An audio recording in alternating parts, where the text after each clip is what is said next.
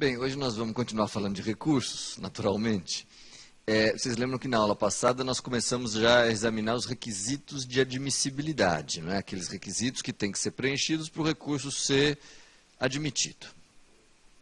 E eu mencionei a vocês que talvez a classificação mais ampla que existe é aquela que subdivide esses requisitos em intrínsecos e extrínsecos, e nós começamos a ver os requisitos intrínsecos de admissibilidade, que são três. Três requisitos de admissibilidade intrínsecos que se superpõem mais ou menos às condições da ação. Vocês lembram que nós falamos, né? O cabimento, a legitimidade e o interesse. O cabimento quer dizer que o recurso tem que estar previsto no ordenamento. Legitimidade, nós estamos vendo. Quem tem legitimidade para recorrer são as partes e os eventuais intervenientes, que sejam aceitos, admitidos, entrem no processo. O Ministério Público, seja como parte, seja como fiscal da lei, e nós paramos na figura do terceiro prejudicado. O terceiro prejudicado, de acordo com o artigo 499 do Código de Processo Civil, pode recorrer também. Quem era, só retomando um pouquinho, quem era esse terceiro prejudicado? Resposta, é o mesmo terceiro que, se quisesse, poderia ingressar anteriormente no processo na qualidade de assistente simples. Os requisitos para que um terceiro possa recorrer como terceiro prejudicado são os mesmos que ele tinha que preencher para entrar como assistente simples. Sobretudo, o chamado interesse jurídico. É preciso que o terceiro tenha interesse jurídico. Aquele mesmo interesse que se exige do assistente simples. Tá?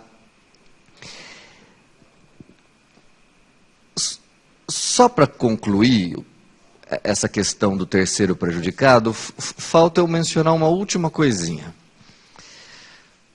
Quando a gente estuda assistência simples, quando a gente estudou assistência simples, nós vimos que para o terceiro ser admitido como tal no processo, é preciso que ele tenha interesse jurídico,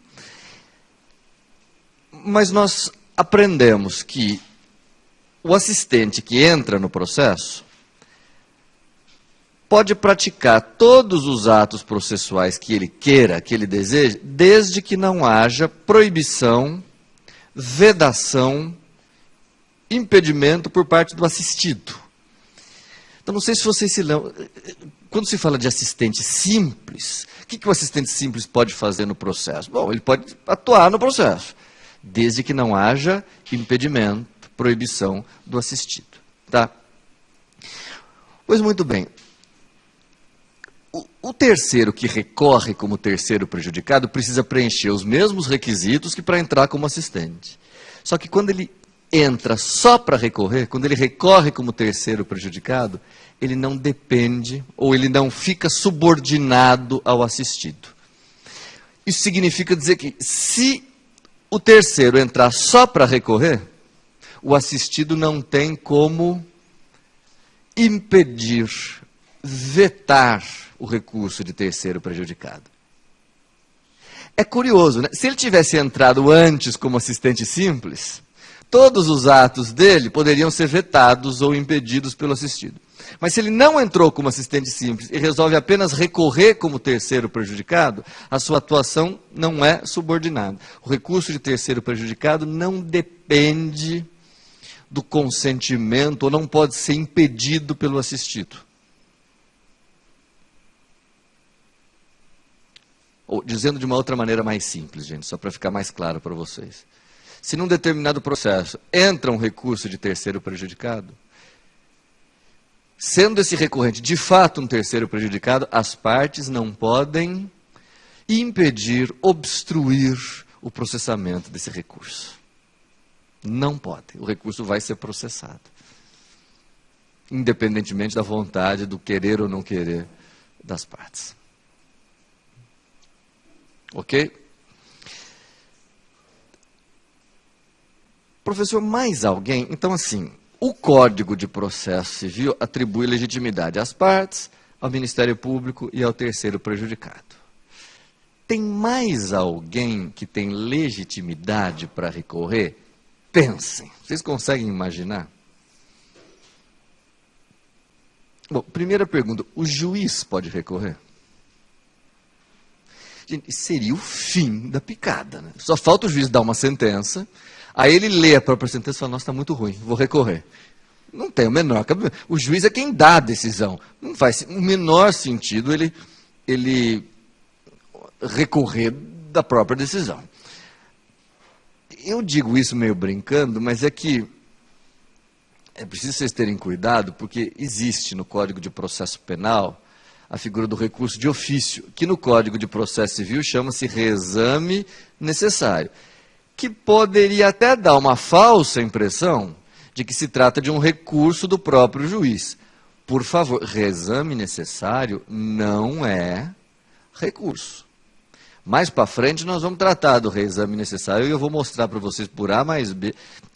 A primeira coisa que eu falei na aula passada ontem para vocês, recurso é sempre voluntário. É ato de vontade da parte que não está satisfeita, não está conformada com a sentença. Portanto, o reexame necessário não é recurso. Tá? Então, juiz não pode recorrer. Perito. O perito que atua no processo pode recorrer? Claro, naturalmente não da sentença ou das decisões. A questão que pode surgir aqui é, teria o perito legitimidade para recorrer da decisão judicial que lhe diz respeito mais diretamente que aquela decisão judicial que estabelece ou fixa os seus honorários? Teria legitimidade? O entendimento absolutamente predominante é de que não. Se o perito quiser discutir honorários, ele tem que fazer isso em ação própria. Jamais recorrer da decisão do juiz que fixa esses honorários. Perito não. Tá. Então vejam, nem juiz, nem perito, naturalmente nem funcionário, né? Só que faltava. Não. Restaria uma figura só que eu queria trazer para vocês, para a gente poder discutir se pode ou não recorrer. Quem, professor? Será que poderia haver, essa pergunta acho que é de extremo interesse para vocês, será que no processo poderia haver recurso do advogado da parte? E aqui é preciso fazer uma distinção, porque eu não gostaria que vocês confundissem.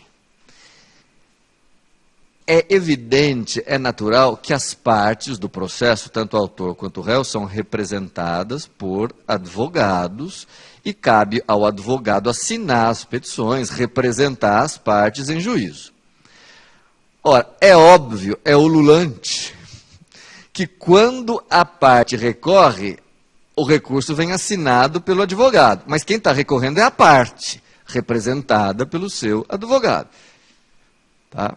Então, se vocês pegarem um recurso normal, um recurso qualquer, vocês vão ver que vem em nome da parte, embora o advogado assine. O que eu estou perguntando para vocês, a pergunta que eu estou apresentando é mais complicada. O que eu estou querendo saber é se, será que em alguma circunstância, será que em algum caso, o advogado pode, ele recorrer de alguma decisão em nome próprio, não como representante, não como mandatário da parte, mas em nome próprio, ele advogado? Sim ou não? Bom, eu poderia dizer para vocês, então eu acho que hoje essa questão está mais ou menos pacificada no seguinte sentido. A regra geral é de que o advogado não pode recorrer em nome próprio, porque na verdade ele é advogado da parte, ele representa a parte, quem tem legitimidade de recorrer é a parte, representada por ele. É verdade. Até porque no processo o interesse que se discute é o interesse da parte e não do advogado. Porém, senhores advogados, existe uma parte da sentença que não trata de interesses das partes, mas sim de interesses que pertencem diretamente aos seus advogados. Pensem um pouco qual é o trecho da sentença, qual é a parte da sentença que diz respeito diretamente ao advogado e não à parte. Aquele trecho da sentença, aquela parte da sentença, que trata dos honorários advocatícios. Vocês sabem que a sentença impõe a quem perde a condenação em honorários advocatícios, os chamados honorários de sucumbência. Quem sucumbe, quem perde, é condenado a pagar os honorários advocatícios da parte contrária. Esses honorários advocatícios que o juiz condena, que o juiz impõe a quem perde a ação, pertencem diretamente ao advogado. Isso está no artigo 23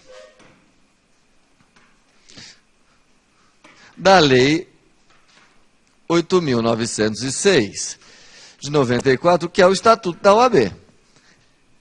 Tá? Então, esses honorários são do advogado, pertencem diretamente ao advogado. Não é?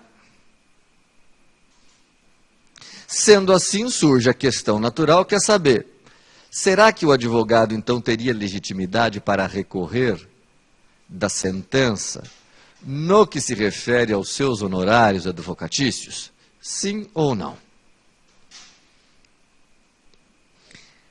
Antes de avançar, gente, vou dar uma dica para vocês. O artigo 23, esse que eu acabei de escrever na lousa, o artigo 23 do Estatuto da Ordem, diz que os honorários pertencem ao advogado.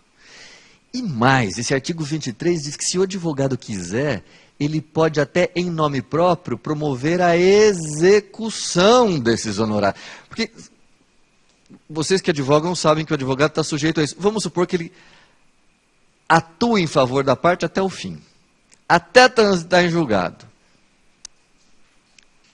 Aí vem a parte e o destitui. Como é que ele vai fazer para receber os honorários? O artigo 23 diz que ele pode executar em nome próprio, os honorários são dele. Então resta perguntar, teria ele legitimidade para, querendo recorrer em nome próprio?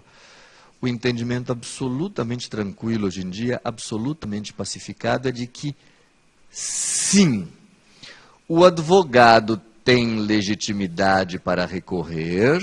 Agora, cuidado aqui, gente.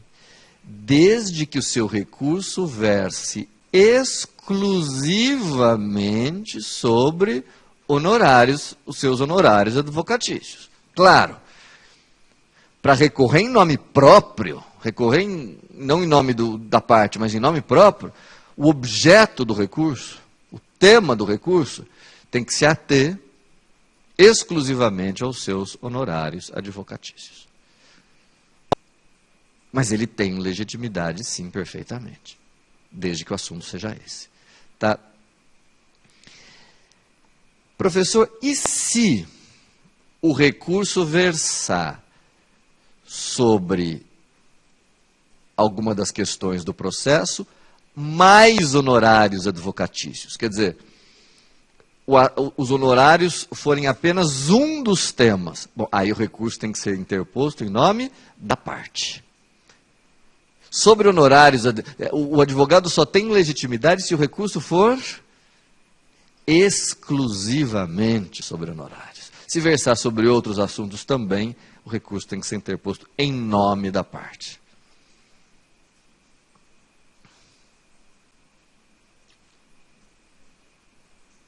Uma última pergunta que eu acho que pode ser interessante a respeito desse tema dos honorários advocatícios é a seguinte, veja o que vocês acham.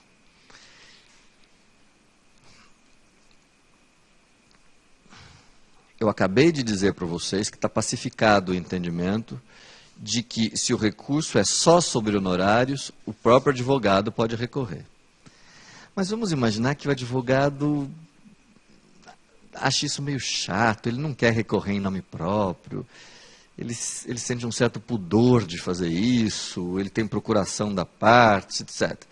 A minha pergunta é, se o advogado preferir, ele pode recorrer dos honorários advocatícios dele, interpondo o recurso não em nome próprio, mas em nome da parte? Quer dizer, o que eu estou perguntando para vocês é, pode haver recurso em nome da parte, tendo por objeto a elevação dos honorários do seu advogado? Ou aí o recurso tem que ser do advogado? O STJ diz que os dois tipos de recursos são admitidos. As duas legitimidades são admitidas. Tanto o advogado quanto a parte têm legitimidade para recorrer dos honorários. Tá? Então, vejam só.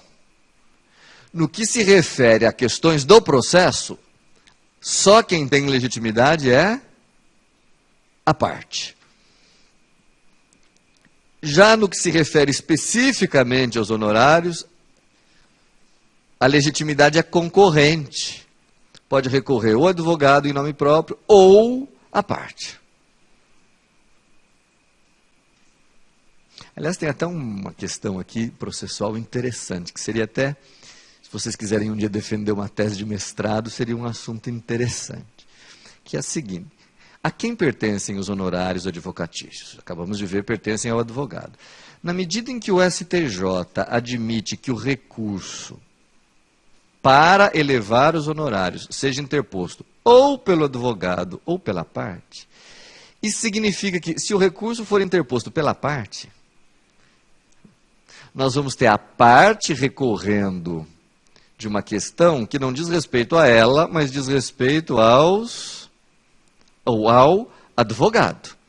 O que significa dizer que, se a parte recorre dos honorários, nós estamos no âmbito da... Como é que se chama, gente? Quando alguém postula em juízo em nome próprio um direito que é alheio. Legitimidade extraordinária. Quer dizer, se é a parte que apela para aumentar os honorários de seu advogado, ela faz isso no plano da legitimidade extraordinária. Porque ela está em nome próprio, a parte está em nome próprio, defendendo um interesse que não é dela, mas do advogado. Interessante, não?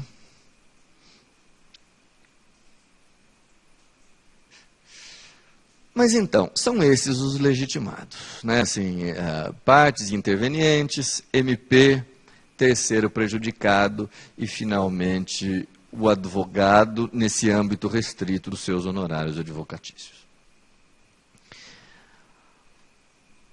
Para concluir o exame dos requisitos de admissibilidade intrínsecos, vocês lembram que o terceiro é o interesse recursal. Aqui é muito interessante. Interesse recursal. Bom.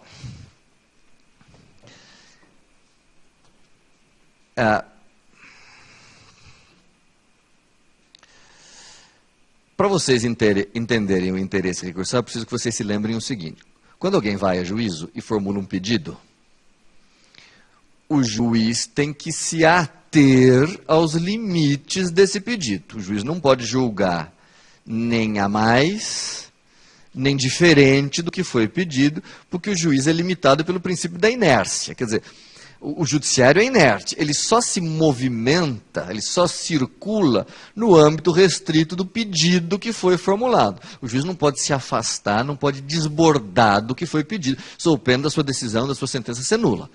Todos de acordo? Tá bom. De plano, eu posso dizer para vocês o seguinte: quando o juiz dá a sentença, para que haja interesse de recorrer,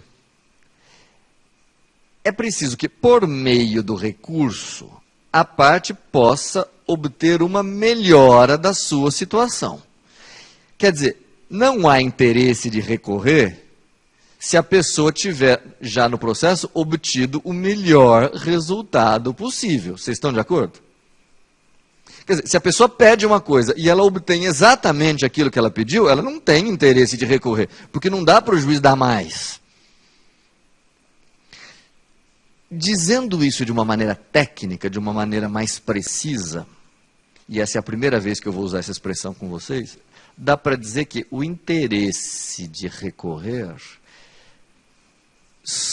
só tem interesse de recorrer quem tiver sofrido tem uma palavrinha que define quem tem interesse ou não de recorrer. Só pode recorrer quem tiver sofrido sucumbência. Essa é a palavra-chave. Sucumbência.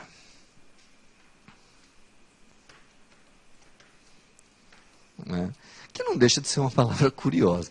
Às vezes a gente está acostumado com essa palavra no nosso dia a dia jurídico, mas é uma palavra interessante. Vamos parar para pensar um pouco. Primeiro, quando a gente ouve uma pessoa dizendo que num determinado processo sofreu uma sucumbência, sucumbiu, etc., em regra, a minha experiência diz que vem na nossa cabeça a ideia de que aquela pessoa perdeu a ação, perdeu o processo, foi derrotada.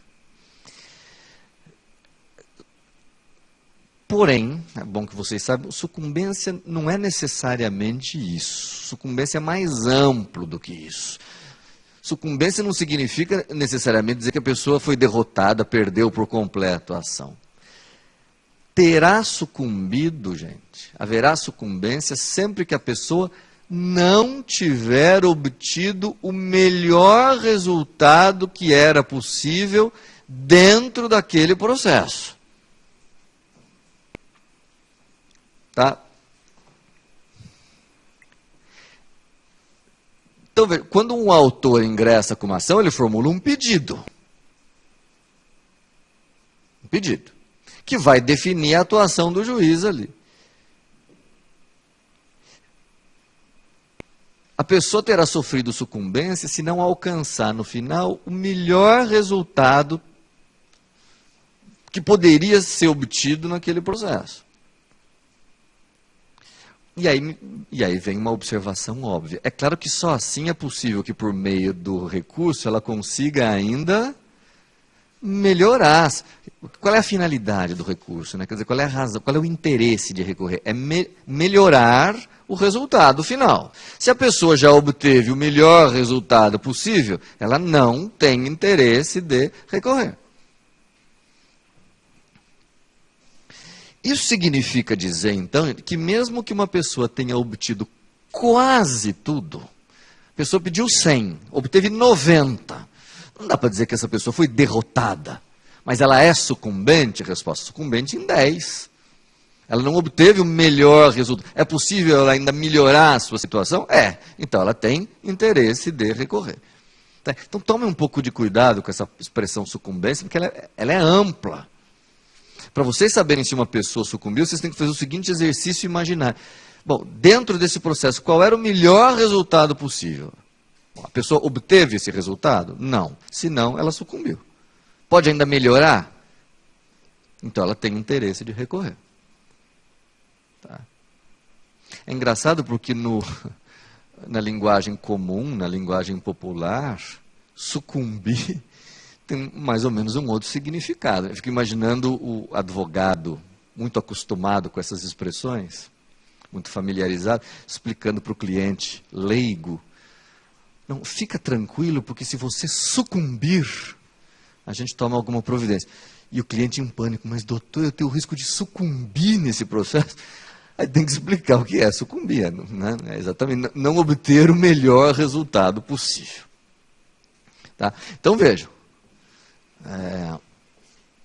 Se A promove uma ação contra B, cobrando 100, claro, se o juiz deferir 100 para A, condenar, portanto, B a pagar 100, é preciso fazer o seguinte raciocínio.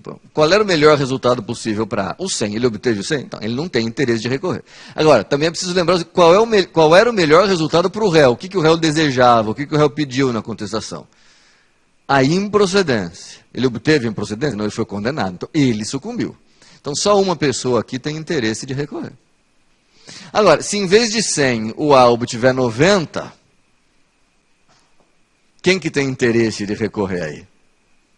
Os dois. Terá havido o que a gente chama de sucumbência recíproca. Sucumbência de ambas as partes. Os dois têm interesse de recorrer. Tá? Feitas essas considerações, surgem a respeito da sucumbência e do interesse de recorrer algumas questões que eu acho muito interessantes, que eu queria examinar rapidamente com vocês. Vejam só. Um caso que às vezes perguntam em concurso, já vi perguntar, é o seguinte: se A promove uma ação em face de B cobrando 100, e o juiz concede a A 150, então ouçam bem, o pedido do autor era 100. O juiz, ao dar a sentença muito generosamente, achou que 100 era pouco e devolva ao autor 150, uma ação de cobrança. Bom, eu não vou nem perguntar para vocês se B tem o interesse de recorrer. É óbvio que sim. Agora,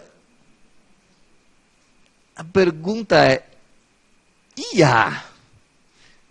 Tem o A de interesse de recorrer? Pô, professor, tem a dó, né? Ele pediu 100, ganhou 150, ele ainda quer recorrer? Resposta, pois saibam vocês que ele pode. Não para aumentar a condenação. Tenha santa paciência, né? Ele pode recorrer por uma simples razão, gente. É que se ele pediu 100 e obteve 150, a sentença que ele tem em mãos é uma sentença com um vício. Uma sentença que pode dar trabalho depois, pode gerar até uma ação rescisória, uma ação de nulidade, vai dar dor de cabeça. Não é o melhor resultado possível. É preciso que vocês tenham em mente que o melhor resultado possível é, antes de mais nada, uma sentença válida. Né? Uma sentença que não tem um vício, não tem um defeito. Então ele pode recorrer, sim, aí não para, digamos, aumentar ou melhorar a sua situação, mas para ajustá-la, sanando os vícios que ela tem.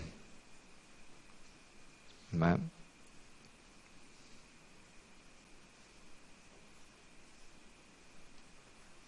Deu para entender? Quer dizer, então, esse melhorar, que é definidor do interesse de agir, quer dizer, tem interesse de agir aquele que queira melhorar a sua situação. Esse melhorar pode ser aumentar, mas pode ser regularizar a sentença.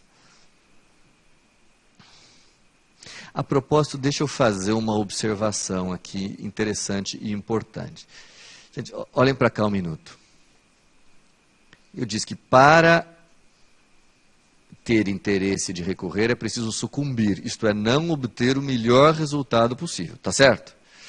Agora, tem um recurso, gente, que eu queria que vocês tentassem imaginar, em que a pessoa pode recorrer,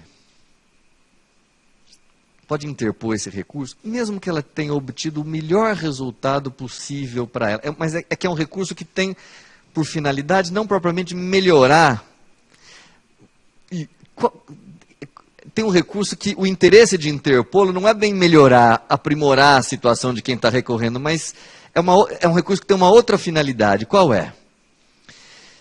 Cuidado com os embargos de declaração. O interesse para interpor recurso de embargos de declaração não é ter sucumbido ou não ter sucumbido. A finalidade dos embargos de declaração não é propriamente melhorar a situação de quem opõe embargo. Qual é a finalidade dos embargos de declaração? O que define o interesse para embargar de declaração? É a necessidade de suprir uma omissão, obscuridade ou contradição da decisão. Suprir uma omissão, obscuridade ou contradição.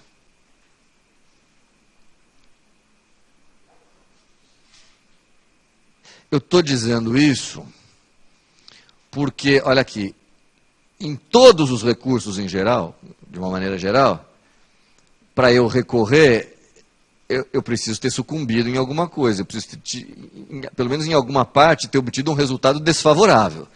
Nos embargos de declaração, não. Às vezes o resultado foi perfeitamente favorável para mim. Eu ganhei em tudo. Mas tem um ponto que precisa de esclarecimento. Tem um ponto que ficou obscuro. Tem uma partezinha da sentença que é melhor.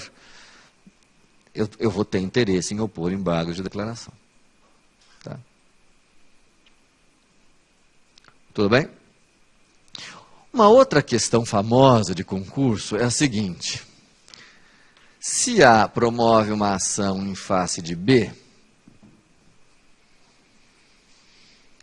cobrando 100. Tá, então esse é o pedido.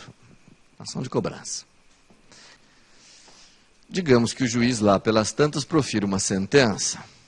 Sentença do juiz é de extinção sem julgamento de mérito. Então o juiz acolhe alguma preliminar, alguma alegação do réu e julga o processo extinto sem julgamento. Entenderam?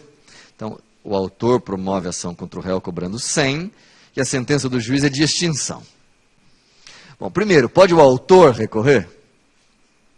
Gente, o autor quer 100, a sentença foi de extinção. Claro que sim. Mas não é essa a pergunta que eu quero fazer a vocês, que essa é muito fácil. A pergunta que eu quero fazer a vocês é, e o réu? Tem o réu interesse de recorrer dessa sentença de extinção sem julgamento de mérito? É possível que ele recorra? Ou não? Vamos parar para pensar um pouquinho. Para alguém ter interesse de recorrer, é preciso que este alguém tenha sucumbido.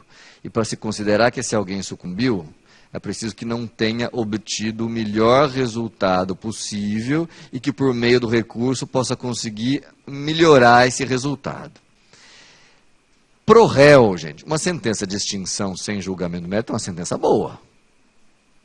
Mas é a melhor sentença possível ou ainda existe uma sentença que para o réu seria melhor? Tem. Para o réu, melhor do que extinguir o processo sem julgamento do mérito é que a sentença seja de improcedência. E aí eu pergunto para vocês, por que a sentença de improcedência para o réu é melhor do que a sentença de extinção sem julgamento de mérito? Isso, porque a extinção sem julgamento de mérito põe fim àquele processo, mas não põe fim ao assunto. Porque se houve extinção sem julgamento do mérito, não se formará coisa julgada material. E a mesma ação e o mesmo processo poderão ser renovados. Melhor para o réu que fosse de improcedência, porque a sentença de improcedência faz coisa julgada e põe uma pedra naquele assunto.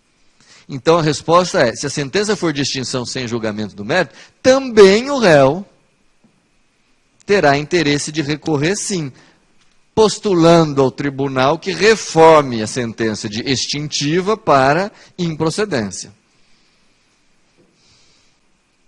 Tá. É bem verdade que não é muito comum acontecer isso, porque, a bem da verdade, o réu costuma se dar por muito satisfeito quando a sentença é de extinção sem julgamento. Mas se ele quiser recorrer, pedindo a improcedência, pode.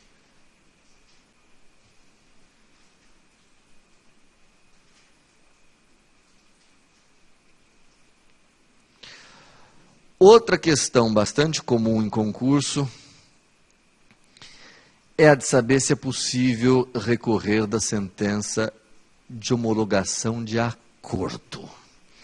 Então vocês imaginem que ao longo do processo, o processo está lá em andamento, lá pelas tantas as partes, ou em audiência, ou fora dela, ou no curso do processo, enfim, as partes fazem um acordo, o juiz homologa esse acordo. Homologado o acordo, tem as partes interesse de recorrer? Sim ou não? A resposta é, como regra, não. Por que não? Me ajudem aqui, o que falta?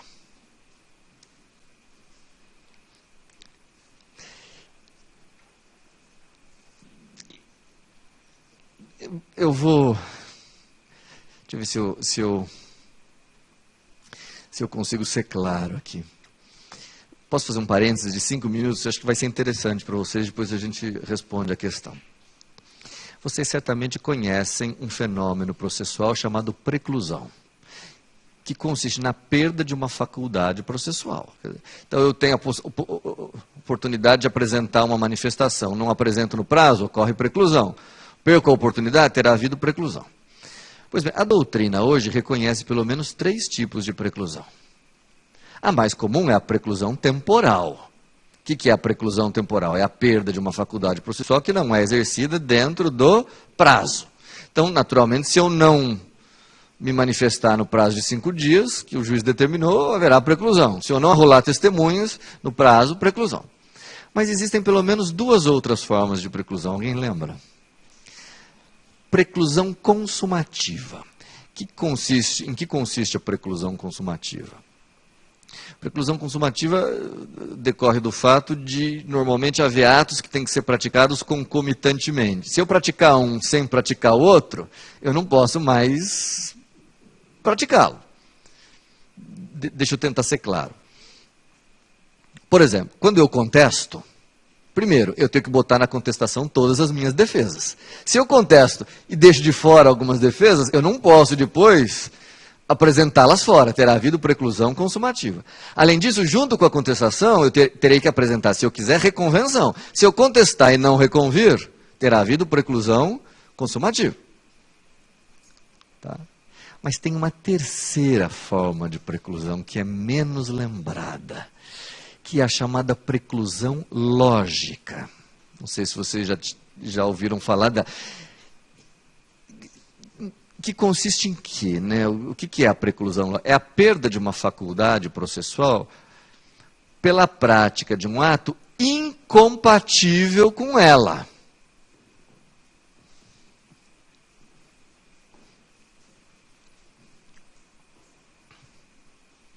Eu perco o direito de fazer alguma coisa porque pratiquei algum ato incompatível. Por exemplo, daqui a pouco nós vamos estudar que, se dentro do prazo de recurso, eu obtive uma sentença desfavorável, está correndo o prazo de recurso, se dentro desse prazo eu for lá e cumprir o que o juiz mandou, cumpriu a condenação, terá havido preclusão lógica.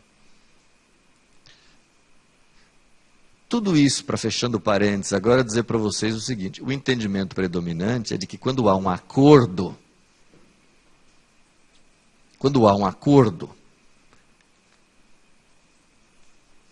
não há interesse de recorrer exatamente porque quando o juiz homologa o acordo, terá havido preclusão lógica. Quer dizer, se as pessoas estão fazendo acordo, estão transigindo, não é lógico que elas recorram do próprio acordo que elas fizeram. Haveria uma incompatibilidade lógica entre fazer o acordo e depois recorrer do próprio acordo que foi realizado. Né? Agora, claro, hein, gente, deixa eu ser... É claro que pode haver recurso de uma sentença homologatória de acordo, se o juiz, ao homologar o acordo, dá a essa homologação uma extensão maior do que a estabelecida pelas partes. Compreendem o que eu digo? Vou lhes dar um exemplo. Às vezes acontece de, numa ação de A contra B, A formular 2 pedidos contra B. A promove ação contra B. E formula 2 pedidos, X e Y. Lá pelas tantas, eles fazem um acordo a respeito do pedido X. Só do pedido X. Pedindo que o processo prossiga em relação ao pedido Y. O juiz lê aquilo descuidadamente e homologa como se o acordo fosse global e extingue o processo. Bom, aí é claro que tem interesse de recorrer. Mas, se a sentença se ateve a homologar exatamente o acordo tal qual celebrado, não tem interesse recursal. Está claro? Tudo bem? A pergunta talvez mais complexa, mais complicada a respeito de sucumbência é a que eu vou fazer, eu deixei para o fim. Vamos ver se vocês conseguem resolver isso para mim. A pergunta que eu queria formular para vocês é: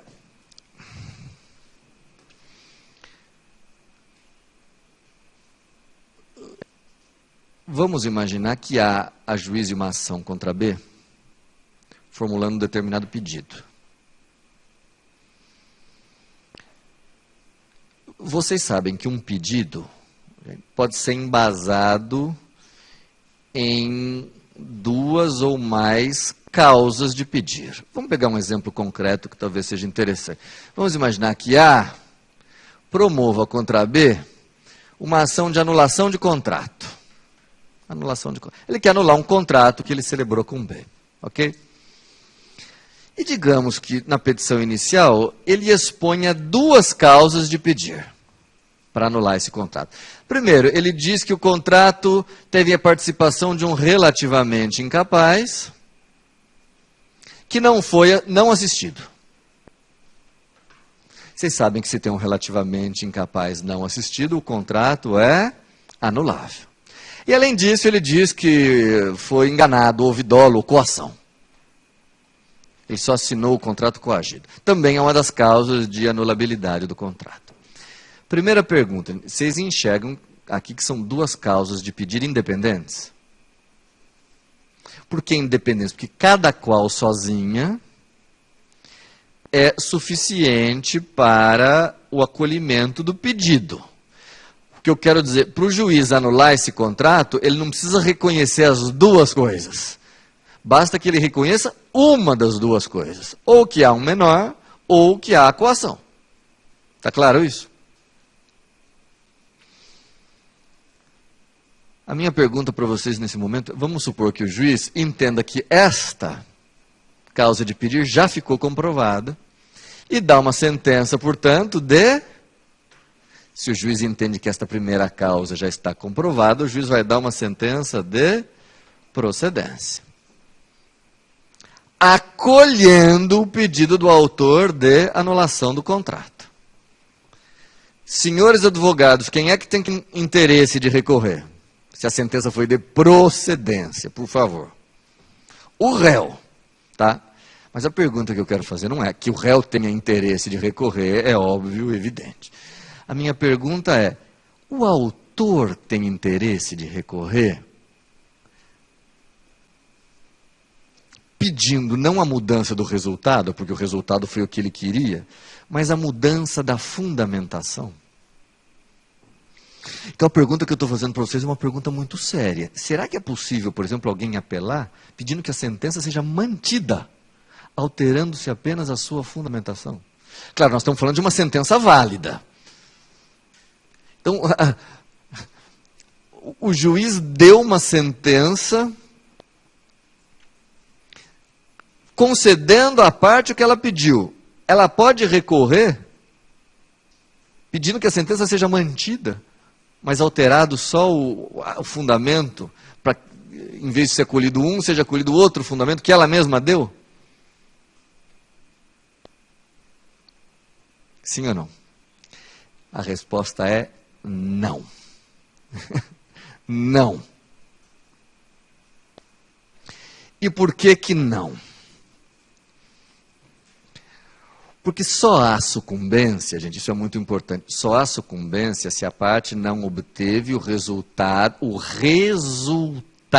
que ela desejava. Portanto, a sucumbência é definida pelo resultado. Portanto, por aquilo que consta de qual parte da sentença? Do dispositivo. Só há interesse para recorrer, em princípio, daquilo que consta do dispositivo da sentença. Para melhorar o resultado. Não é possível recorrer pedindo que a sentença seja mantida.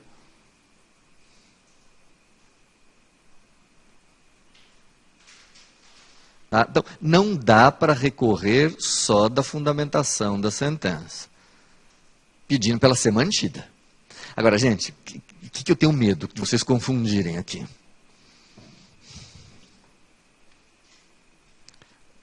Vamos ver se vocês acertam isso, por favor. Se vocês acertarem, eu vou ficar muito satisfeito. Vamos imaginar, por um instante, vou mudar um pouquinho aqui. Como é que eu faço? Vamos imaginar que A promova uma ação contra B de anulação de contrato. Anulação de contrato. Expondo como causa de pedir só a existência de menor, relativamente incapaz. Essa é a única causa de pedir. Estou mudando o exemplo agora. Tá? E vamos imaginar que ao final o juiz deu uma sentença de procedência, anulando o contrato, mas com base em coação, fundamento este que não consta da petição inicial. Vou repetir. Imaginem agora uma ação de anulação de contrato, tendo por fundamento, por causa de pedir, apenas a existência de um relativamente incapaz. O juiz, na sentença, se embanana, se confunde e anula o contrato, como o autor quer, só que com fulcro na coação que não foi formulada como causa de pedir. A minha pergunta é, nesse caso o autor tem interesse de recorrer dessa sentença? Sim ou não? Sim. Por quê? Porque essa sentença tem um vício. Essa sentença é nula, porque é uma sentença extra petita. O juiz julgou uma ação diferente da que foi proposta. Aí, vejam que aí o autor não vai recorrer para manter a sentença. O autor vai recorrer para anular ou para corrigir a sentença. É diferente do exemplo anterior, voltando a ele. No exemplo anterior, o autor apresentou as duas razões para anulação do contrato. E o juiz anulou com base numa delas. É uma sentença válida. Uma sentença que não tem vício. E, além disso, uma sentença que acolheu o que o autor queria, deu o que o autor queria. Ele não tem interesse de recorrer. Vocês perceberam a diferença entre os dois exemplos?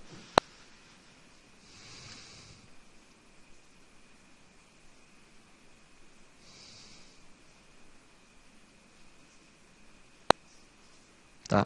Então a regra é, sendo a sentença válida, não tendo nenhum vício, não é possível recorrer só da fundamentação.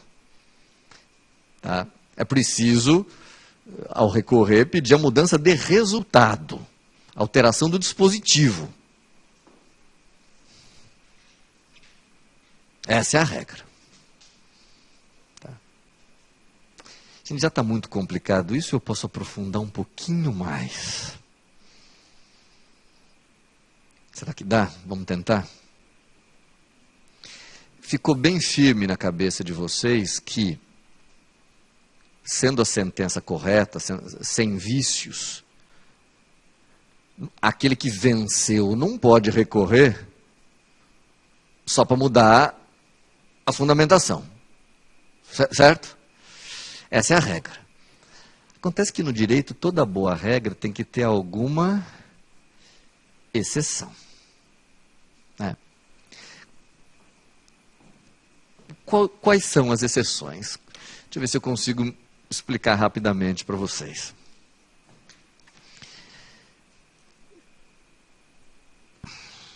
Vocês me disseram com toda razão que numa ação de A contra B,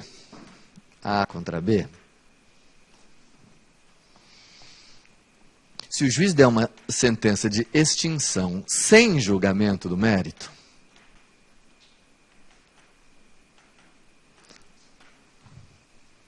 o réu tem interesse de recorrer, porque a sentença extintiva não é o melhor resultado possível para ele. O réu pode recorrer postulando o quê? Que o tribunal reforme de extinto para improcedente, de extinção para improcedente. E qual é a vantagem da improcedência sobre a extinção sem julgamento do mérito? É que a improcedência faz coisa julgada e põe uma pá de cal, uma pedra sobre o assunto. Agora, vocês também vão convir comigo que se a sentença do juiz, desde logo, for de improcedência, o réu não tem interesse de recorrer, só para mudar a fundamentação. Vocês estão de acordo? Pois muito bem, existem duas açõezinhas muito peculiares, que são a ação civil pública e a ação popular. Ação popular. São ações peculiares, eu diria, particulares, porque são regidas por leis específicas, né? Elas são regidas pelo Código de Processo Civil apenas supletivamente. Existe uma lei da ação civil pública e existe uma lei da ação popular. Estão de acordo? Entre outras coisas, entre outras peculiaridades, uma das mais importantes, tanto da ação civil pública quanto da ação popular, é a seguinte. Muita atenção, olhem para cá um minuto. As ações em geral, não essas duas, mas as ações em geral, nas ações em geral, quando a sentença é de improcedência, ela sempre faz coisa julgada material, porque a sentença de improcedência é uma sentença de mérito. Tudo bem? Essas duas ações têm uma peculiaridade. Qual? Se elas forem julgadas improcedentes, mas por falta de prova, por insuficiência de provas, nós estaremos diante de uma sentença que é de mérito, é de improcedência, mas se for uma improcedência por insuficiência de provas, elas não fazem coisa julgada material. Só lembrando, se for improcedente por outras razões, improcedente por ausência de dano, por ausência de culpa, faz coisa julgada. Mas improcedência por insuficiência de provas não faz coisa julgada. É por isso que se diz que nesses dois tipos de ação, a civil pública e a popular, a coisa julgada é secundum eventum litis. Quer dizer, não basta que seja improcedente, é preciso verificar por que foi improcedente. Segundo o resultado, segundo cada circunstância. Secundum eventum litis. Se foi improcedente por falta de provas, não faz coisa julgada. Agora, se foi improcedente por outras razões, faz.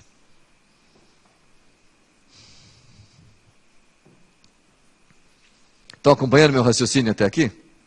Então, se vocês estão acompanhando meu raciocínio até aqui, vocês já estão percebendo uma coisa.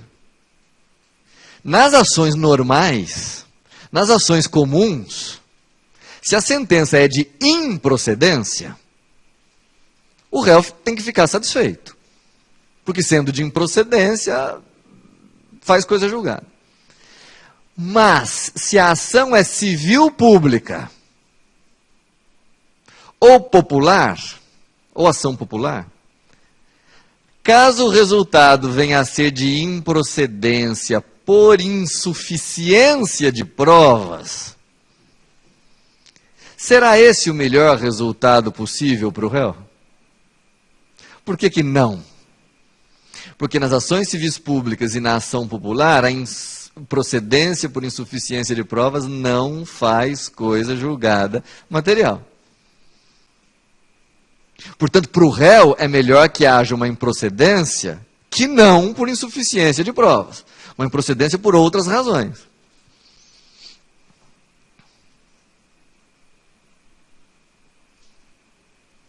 Então aqui vem a diferença, que eu vou dividir aquela outra para vocês entenderem. Vamos imaginar aqui uma ação comum e aqui uma ação civil pública ou ação popular.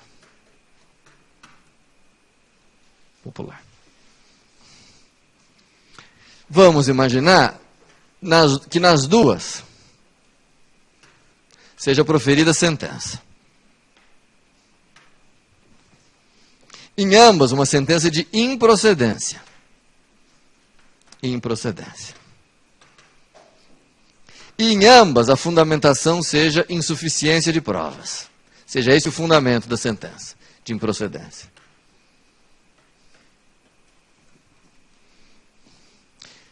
Gente, agora, por favor, e a gente termina esse assunto, vamos para coisas mais fáceis. Bom, me parece óbvio o seguinte, todo mundo está de acordo se eu disser que em ambos os processos o autor tem interesse. O autor, a sentença de improcedência, o autor pode recorrer? Sempre. Agora, e o réu? Numa ação comum, tem o réu interesse para recorrer da sentença de improcedência? Não, porque seja qual for a fundamentação dessa sentença, ela faz coisa julgada material e, portanto, ele terá obtido o melhor resultado possível.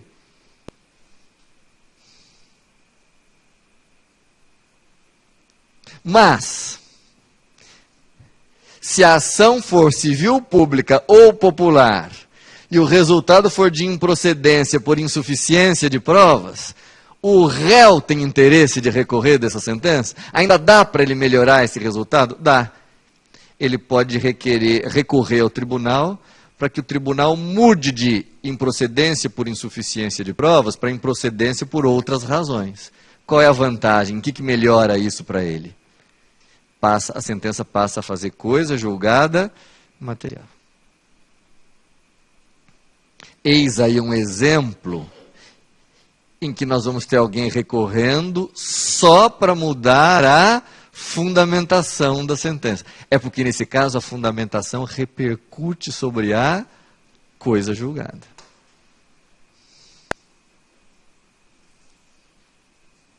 Não é?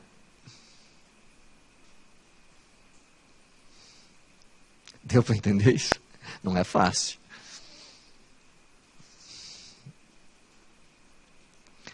Bom, com isso eu dei um panorama geral para vocês, espero que tenha dado, a respeito dos requisitos intrínsecos de admissibilidade dos recursos. Para o nosso panorama ficar completo, falta eu falar agora, eles são mais fáceis, felizmente, dos requisitos extrínsecos.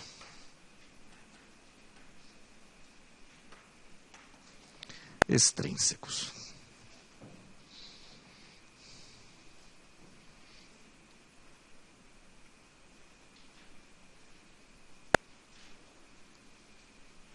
Que são, pelo menos os mais importantes, são 4.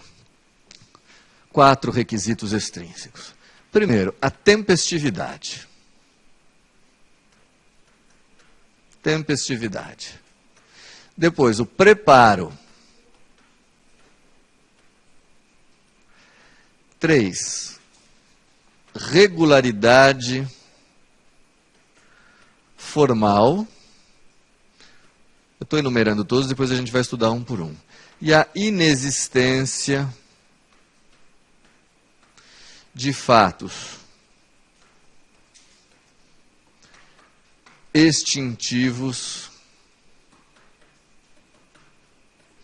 ou impeditivos do direito de recorrer. Então, 4 requisitos extrínsecos. Tempestividade. Preparo, regularidade formal e inexistência de fato extintivo ou impeditivo. Tá? Isso, copiem, daí a gente vai estudar um por um.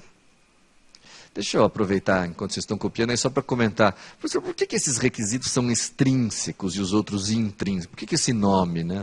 Mais como curiosidade. Esses são extrínsecos porque eles não dependem propriamente, não são requisitos relacionados ao conteúdo dos recursos, mas sim a fatores externos. A tempestividade, nós vamos ver, tem a ver com o prazo.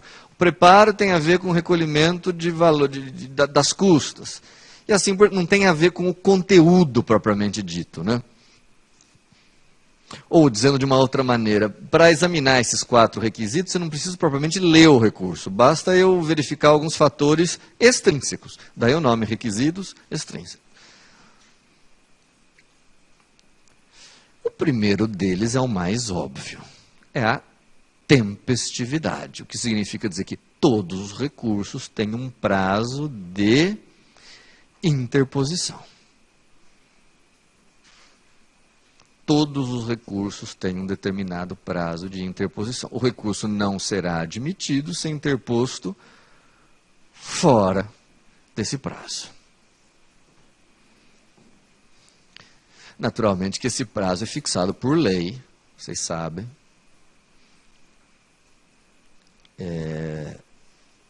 E tem que ser observado sob pena de, já que nós falamos agora há pouco de preclusão, bom, aqui, se não houver respeito ao prazo, haverá a chamada preclusão temporal. Não é? De uma maneira geral, gente, talvez eu possa dizer para vocês o seguinte, nós temos vários recursos aí no Código de Processo Civil, uns 8 ou 9. De maneira geral, o prazo mais comum de recurso é de 15 dias.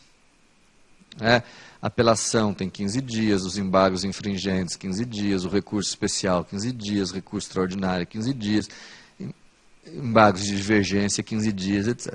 Eu diria que os que fogem à regra são quais, que vocês se lembram? Embargos de declaração. Embargos de declaração fogem à regra. Qual é o prazo dos embargos de declaração?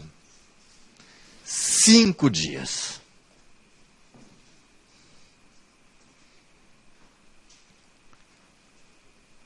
Qual mais? Embargos de declaração e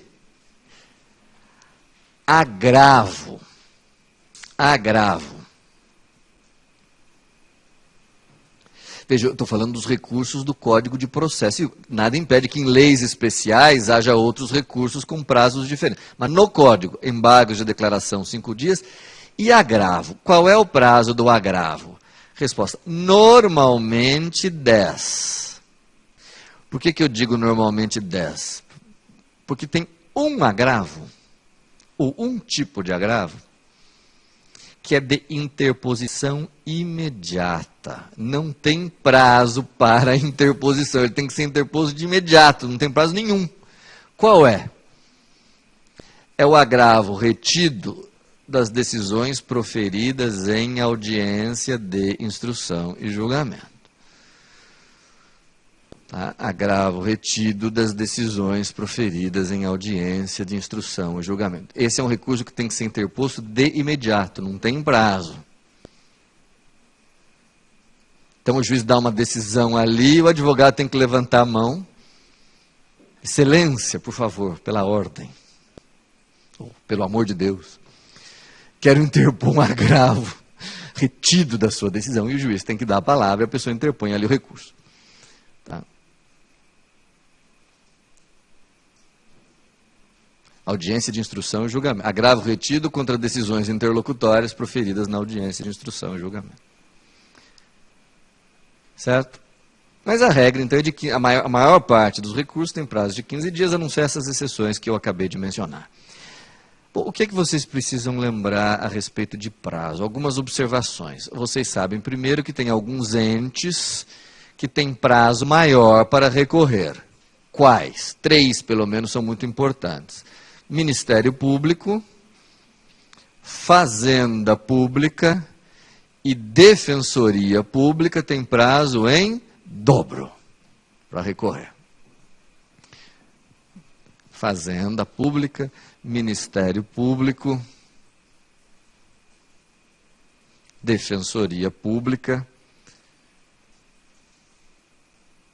prazo em dobro para recorrer.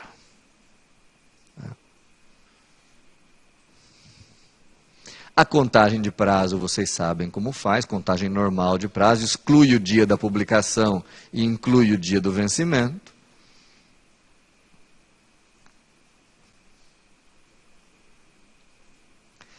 Talvez a única coisa importante que eu gostaria de acrescentar aqui para vocês a respeito do prazo de recurso, gente, é vocês tomarem um certo cuidado que há uma regra do Código de Processo Civil que diz o seguinte, fundamental. A interposição por qualquer das partes de embargos de declaração, quer dizer, quando há uma decisão judicial, ou uma sentença, e qualquer dos litigantes, qualquer pessoa, qualquer legitimado interpõe embargos de declaração, os embargos de declaração têm um efeito, o condão de afetar o prazo para interposição de outros recursos. Tá? Então, por exemplo, o juiz deu uma sentença. A partir do momento que o juiz publica a sentença sai publicada, começa a correr o prazo de apelação, porque a apelação é o recurso que cabe contra a sentença, vocês sabem. Então começa a correr o prazo. Só que se qualquer das partes interpuser embargos de declaração, os embargos de declaração fazem o quê? Cuidado com a palavrinha que vocês vão usar. Os embargos de declaração interrompem. Não é suspendem, é interrompem. Para todos os participantes do processo, não só para quem interpôs, mas para todo mundo, os embargos de declaração interrompem o prazo para a interposição de outros recursos. Claro que nessa altura da vida de vocês, vocês lembram o que significa interromper um prazo. É diferente de suspender, não é? Suspender, quando há uma suspensão, o prazo fica parado, mas quando ele torna a correr, ele torna do ponto em que parou. Ao passo que na interrupção, o ponteiro volta a estaca zero.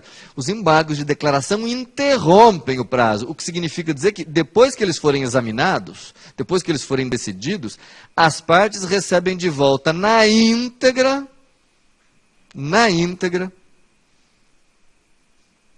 o prazo para interpor outros recursos. Tá? 2 observações somente eu faço a respeito disso. Observação número 1. Professor, os embargos de declaração, professor, você acabou de dizer, interrompem o prazo de outros recursos. Professor, sempre. E se esses embargos nem forem recebidos? E se eles forem considerados de má-fé? E se não houver nenhuma omissão, nem contradição, nem obscuridade na decisão, e a pessoa está interpondo os embargos só para ganhar tempo? Se eles forem considerados protelatórios e assim por diante. Mesmo assim, eles interromperão o prazo para interposição de outros recursos? Estou em dúvida. Entenderam o que eu perguntei?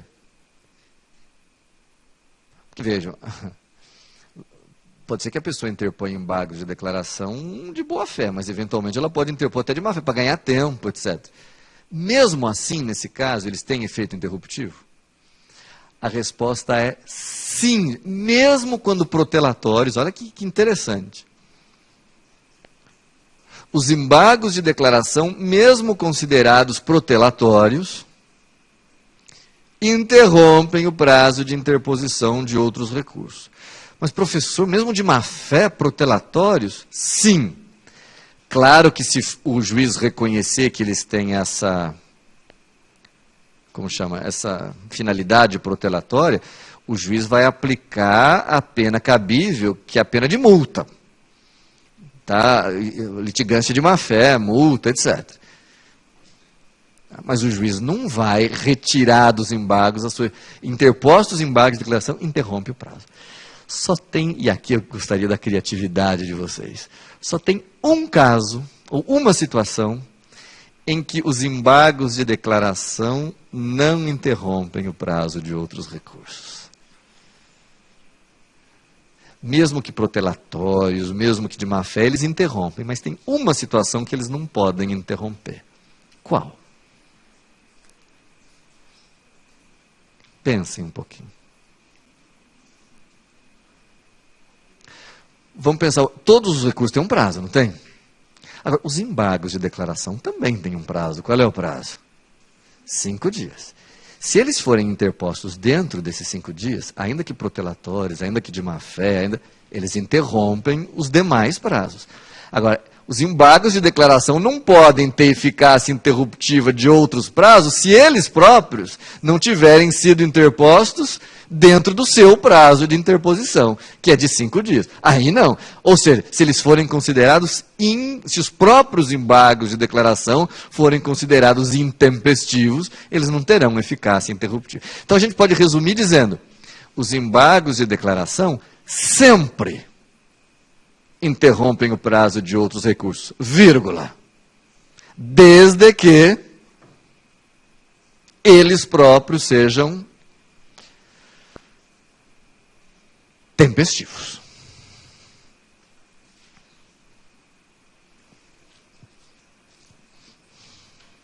Ok?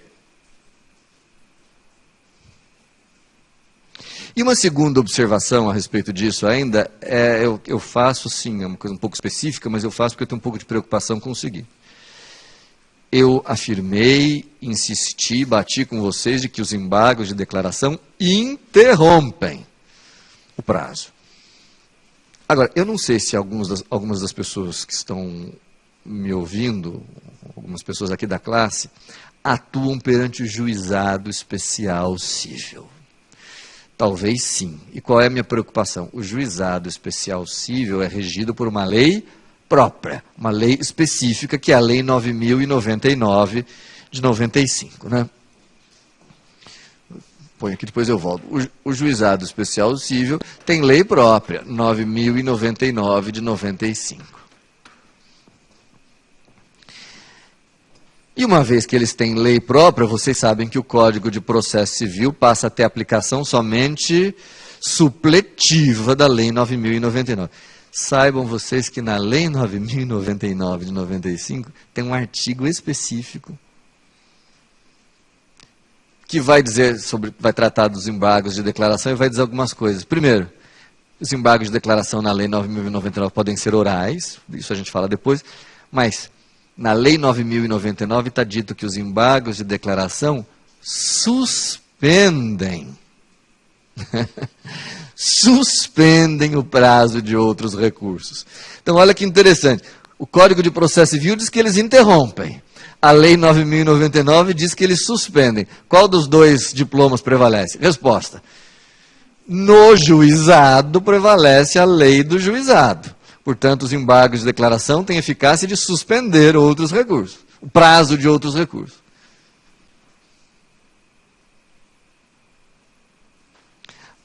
Já fora do âmbito do juizado, no procedimento normal, os embargos de declaração terão eficácia interruptiva de outros recursos, de outros prazos de recurso.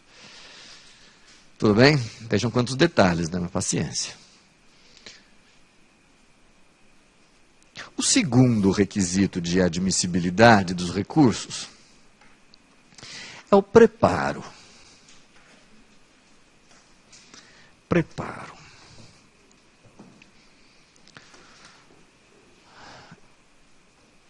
Então, é requisito da maior parte dos recursos o recolhimento do preparo, que consiste em quê exatamente? Preparo são as custas com o processamento do recurso. Vocês sabem que um processo gera custas. Né? Tem as custas iniciais, que são aquelas que a gente recolhe quando propõe a ação, e quando há recurso, como o recurso prolonga a ação, estende a ação, há necessidade do recolhimento de novas custas, e essas se chamam preparo. Tá? Preparo. De maneira geral, os recursos têm que recolher preparo. O Código de Processo Civil, olha que importante, o Código de Processo Civil só exime de preparo, só isenta de preparo, 2 recursos. Portanto, são 2 recursos que não têm preparo em nenhum lugar do Brasil, porque o Código de Processo Civil os isenta. Quais? Pensem um pouco. Embargos de declaração, não pode ter preparo. Óbvio, porque eles são apresentados e julgados no mesmo órgão que deu a decisão, não tem processamento nenhum, então não tem custas. E o outro que não tem preparo, não tem custas, é o agravo retido. Veja, eu não falei agravo em geral, eu falei agravo retido. Até porque eles são interpostos, ficam retidos ali nos autos e só sobem quando subir a apelação. E aí já tem as custas da apelação. Tá? Então, embargos de declaração e agravo retido nunca terão preparo em lugar nenhum do Brasil. Professor, e os demais recursos em geral? Resposta, os demais recursos em regra têm. Acontece que a Constituição brasileira atribui à legislação estadual, a leis estaduais, a regulamentação de custas. Então, cada estado tem a sua lei de custas. E é possível que esta lei de custas exima, em determinados estados, outros recursos do recolhimento de custas. É possível.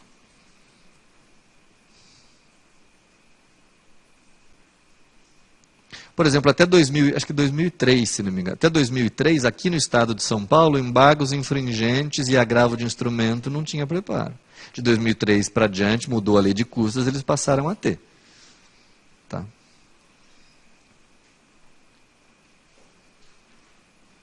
Então, assim, o código exime esses 2, que eu falei, embargos de declaração e agravo retido. Leis estaduais aí de estado para estado, podem ampliar esse rol de recursos isentos. Tá? Não costumam ampliar muito, porque o Estado quer normalmente arrecadar. Não é? Professor, e qual é o valor do preparo? Depende da lei de custas. É a lei de custas que fixa o valor do preparo. Cada estado vai ter a sua. Geralmente é um valor calculado ou sobre o valor da causa, ou sobre o valor da condenação, enfim.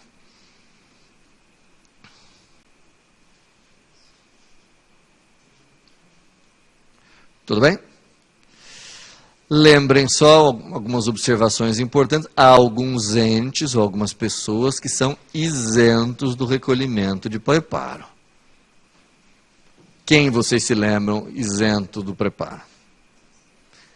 Ministério Público, primeiro. Claro, o promotor não vai pôr do bolso dele, não tem preparo. Fazenda Pública, não tem preparo.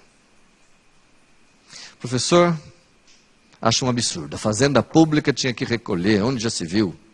Porque, afinal de contas, fere o princípio da isonomia. Por que todo mundo recolhe a Fazenda não? A gente sabe por quê, tem uma razão. É porque sabe para onde vai o dinheiro do preparo?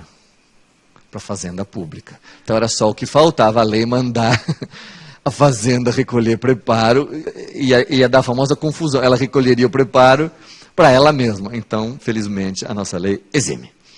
Os beneficiários, naturalmente, os beneficiários da justiça gratuita também são isentos, não recolhem custos. Tá?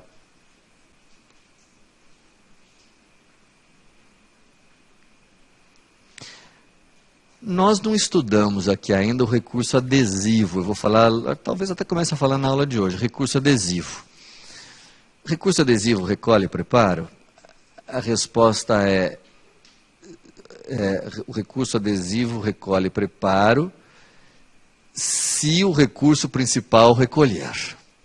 Porque o recurso adesivo pressupõe sempre a interposição de um recurso principal. Então, se o recurso principal recolhe preparo, se é uma apelação, a apelação tem preparo? Tem. Então, a apelação adesiva também tem. Recurso especial, tem preparo? Tem. Então, o recurso especial adesivo também. Tá? Agora, muito importante aqui, já que eu falei desses dois recursos. Gente, recurso especial e recurso extraordinário são recursos julgados pelos tribunais superiores, especial e extraordinário. Ambos têm preparo. Só que além do preparo, o recurso especial e o recurso extraordinário, como eles têm que ser remetidos para os tribunais superiores, etc., além do preparo, tem que recolher o quê, hein? Porte de remessa e retorno. São coisas diferentes. Uma coisa é o preparo, que são as custas do processamento do recurso, e a outra é o porte de remessa e de retorno. Recurso especial e extraordinário tem as duas coisas. Porte de remessa e retorno. Então, preparo mais o porte de remessa e de retorno. A falta de qualquer um deles impede o recurso especial ou extraordinário de ser processado. Para concluir esse assunto do preparo, eu acho que a questão mais interessante, mais talvez controvertida, seria a seguinte. Qual é o momento de recolhimento do preparo? Né? Assim, quando que o preparo deve ser recolhido? O artigo 511 do Código de Processo Civil tem uma redação bastante clara. O artigo 511 diz assim: no ato de interposição do recurso, o recorrente comprovará o recolhimento do preparo. No ato de interposição do recurso, o recorrente comprovará o recolhimento do preparo. Então, quando a pessoa recorre, ao recorrer, quando ela protocola o recurso, já tem que estar ali recolhido o preparo. Tá? Para tanto, junto com o recurso, ela deve juntar, grampear, colar, sei lá, a guia de recolhimento das custas, a guia do recolhimento do preparo. E aí surge a famosa questão, importante questão de saber o seguinte. Vamos imaginar que a parte recorra. Vamos pegar uma situação concreta que eu acho que pode ilustrar para você. Vamos imaginar imagine um escritório de advocacia, grande, importante, etc. Tem lá a doutora-chefe, que está muito ansiosa porque está para sair a sentença de um caso muito importante dela. Ela está ali, nervosa, e sai a sentença, e a sentença é contrária. A doutora fica enfurecida e passa 10 dias trancado no seu gabinete, elaborando uma minuciosa e detalhada apelação. No 10º dia, ela sai do seu gabinete. Ela não quer esperar até o 15º, porque ela não quer correr o risco de perder o prazo. Então, no 10º dia, ela sai do seu gabinete e avisa o jovenzinho estagiário que está ali o seguinte: olha, eu vou até o fórum protocolar essa apelação. Você fica aí, hein? O estagiário diz: pois não, doutora. Mas o estagiário, que é muito prestativo, se vira para ela e diz: mas doutora, a senhora é tão ocupada. Por que a senhora vai no fórum protocolar? Entrega para mim. Eu vou até o fórum e protocolo para a doutora. Em que vara que é? Ah, no tal vara. E a doutora, que de fato está muito ocupada, diz: você faz isso para mim? Tem certeza? Não vai errar? O estagiário diz: não, pode ficar tranquila, doutora. Aí a doutora então explica para o estagiário o seguinte: cuidado. Faz o seguinte: antes de protocolar este recurso, você passa no banco, pega uma guia e paga este valor. Está aqui o dinheiro. E aí você grampeia, ou você põe nessa folha aqui e junta com a apelação. E o estagiário faz isso. Quando ele chega no fórum, ele fica encantado. Aquela gente toda de paletó, aquelas audiências e tudo mais. E ele fica distraído um pouco ali, sabe? Quando ele olha para o relógio, já está em cima do horário, ele corre até o cartório e protocola a apelação. No 10º dia do prazo. Quando ele volta para casa de ônibus, que ele põe a mão no bolso para pagar a passagem, ele vê um montinho de dinheiro. Era o preparo que a doutora, era o dinheiro que a doutora tinha dado para o preparo. E ele pensa assim: está no 10º dia ainda do prazo, amanhã eu volto, no 11º, recolho o preparo e apresento. A minha pergunta para vocês neste momento é: quando o estagiário fizer isso no dia seguinte, o juiz vai receber essa apelação e o estagiário vai sobreviver? Ou não, e a doutora mata o estagiário? A resposta é: lamento dizer a vocês, que eu sei que nesse momento estão simpatizando com a figura do estagiário. Eu lamento dizer a vocês, mas de acordo com o entendimento amplamente predominante do Superior Tribunal de Justiça, esse recurso não será admitido. E não será admitido por quê? Porque o artigo 511 do Código de Processo Civil é expresso, é no ato de interposição. Se a pessoa interpuser a apelação sem o preparo, terá havido o fenômeno acabamos de estudar, preclusão consumativa. Ele consumou o ato de interposição sem ter apresentado o preparo. Não pode apresentar mais, não pode recolher mais. O recurso não será admitido. Pelo menos tem sido esse o entendimento amplamente, absolutamente predominante no Superior Tribunal de Justiça. Tá? Agora, não sei se vocês concordam comigo, mas imaginem agora, se a gente mudar um pouco a situação, vou pegar um outro caso, esse é um caso verídico, um caso concreto. Um advogado, gente, no 15º dia de prazo, foi interpor recurso de apelação. 15º, no último dia. E muito corretamente ele passou primeiro no banco e recolheu o preparo. Portanto, o preparo está recolhido no 15º dia. Aí ele chegou até o cartório para protocolar o seu recurso. Com o preparo recolhido, estava na pasta dele. Só que ele estava com muito papel, ele estava meio atrapalhado, ele era meio distraído. Ele protocolou o recurso às 17 horas, 18 horas, e esqueceu, não de recolher o preparo estava recolhido, ele esqueceu de juntar a guia comprobatória. E voltou no dia seguinte com a guia, e aí olhando a guia a gente via que ela tinha sido recolhida antes. Eu pergunto a vocês receberiam o recurso neste caso? Olha, eu acho que sim. Porque aí seria excesso de rigor também. O preparo, aí foi só evidentemente, um descuido, uma distração, etc. Eu acho que aí não tem razão para não receber. Tá?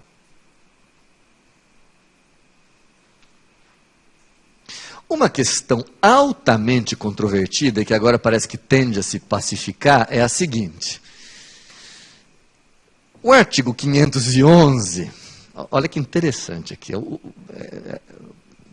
acho que essa é uma questão que vale a pena vocês prestarem atenção, é útil para a vida de vocês. E tem uma solução recente. Olhem para cá um minuto.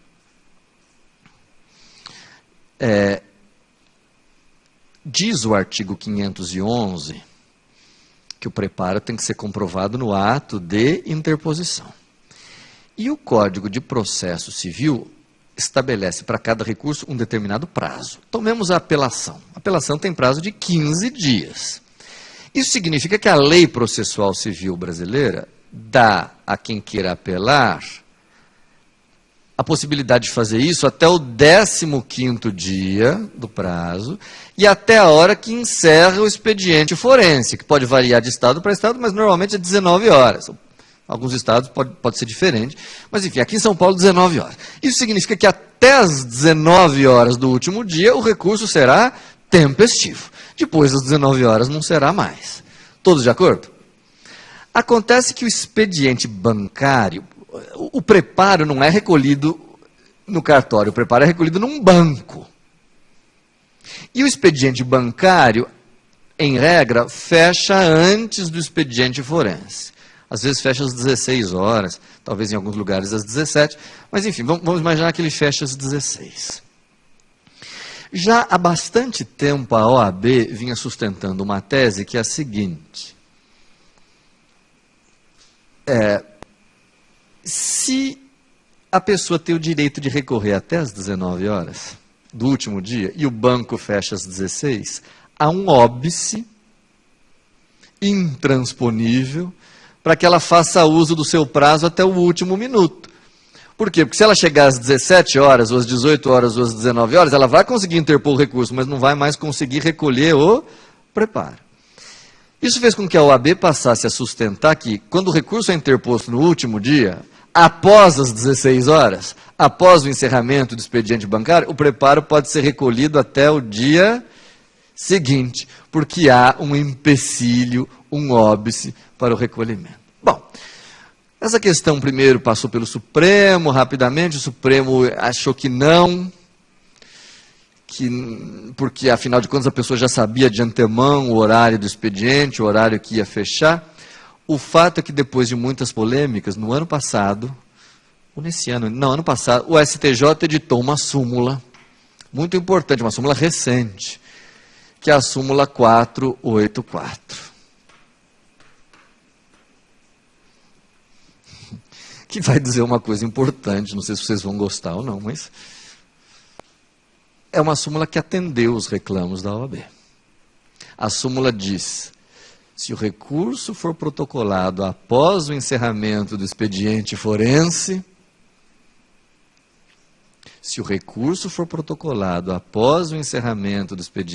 o preparo pode ser recolhido do expediente bancário, claro.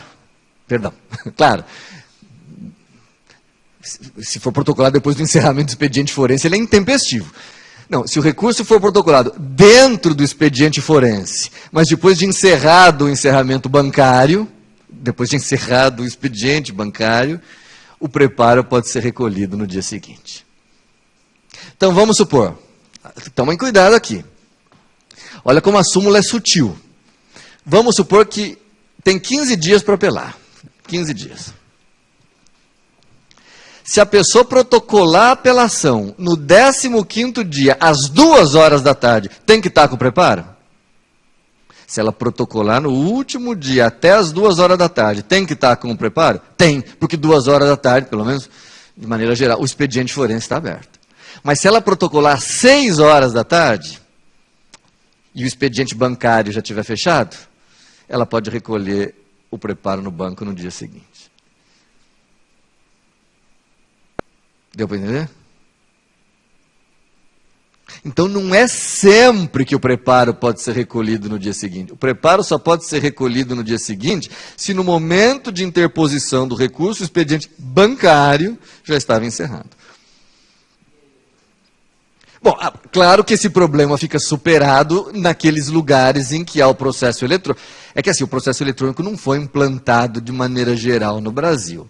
Né? Mas onde houver... Primeiro, onde houver processo eletrônico, nem surge o problema das 19 horas, porque o expediente eletrônico vai até a meia-noite. E daí também acho, né? Até onde eu entendo, desaparece o problema do preparo, porque também o preparo pode ser recolhido por... digitalizado, né? Digitalizado, etc.